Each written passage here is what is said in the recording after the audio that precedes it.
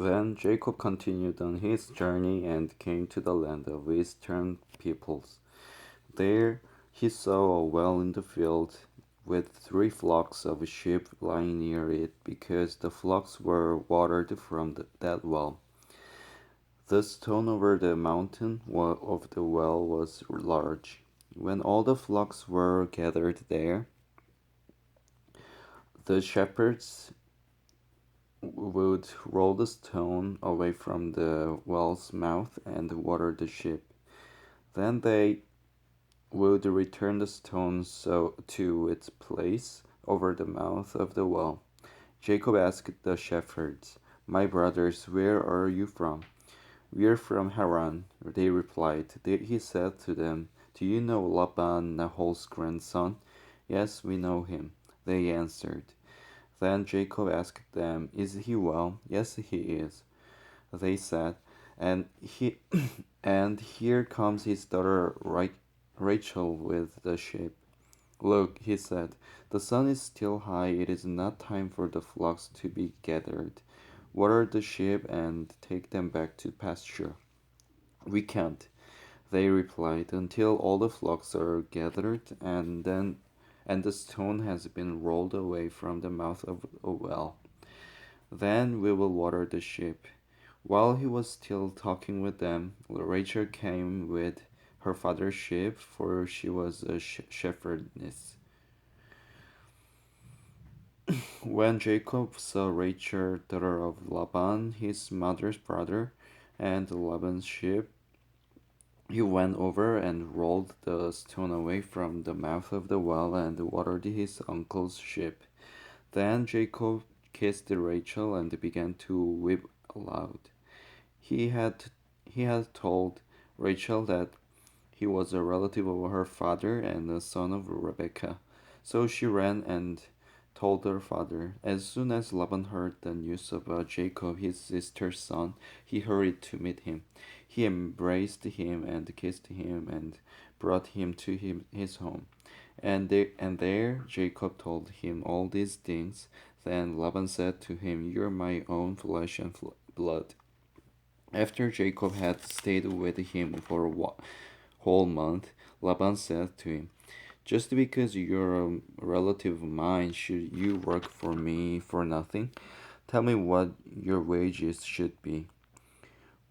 Now Laban had had 2 daughters. The name of the older was Leah, and the name of the younger was Rachel. Had weak eyes, but Rachel was lovely in form and beautiful.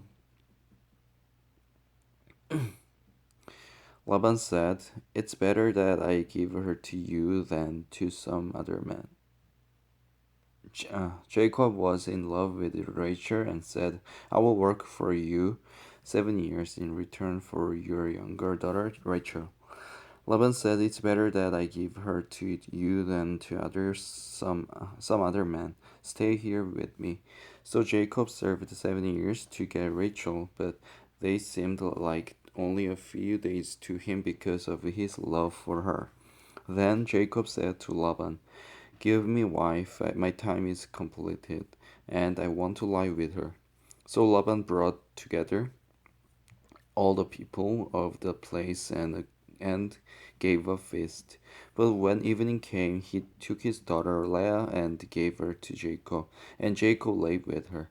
And Laban gave his servant girl Zilpah to his daughter as her maidservant. When morning came, there was Leah. So Jacob said to Laban, "What is this you have done to me? I served you for Rachel, didn't I? Why have you deceived me?"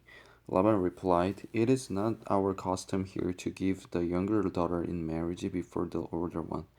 Finish this daughter's bridal week, then we will give you the younger one also in return for another 7 years of work." And Jacob did so.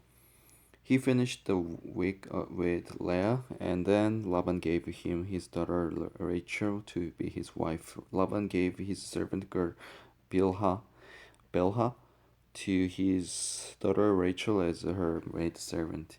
Jacob lay with Rachel also, And he loved Rachel more than Leah, and he worked for Laban another 7 years. When the Lord saw that Leah was not loved, he opened her womb, but Rachel was barren. Leah became pregnant and gave birth to a son. She named him Reuben. She said, "It is because the Lord has seen my misery. Surely my husband will love me now." She conceived again, and when she gave birth to a son, she said, "Because the Lord heard that I am not loved, he gave me this one too." So she named him Simeon. Again she conceived, and when she gave birth to a son, she said, "Now at last my husband will become attached to me because I have borne him 3 sons." So he was named Levi. She conceived again, and when she gave birth to a son, she said, "This time I will praise the Lord." So she named him Judah. Then she stopped having children.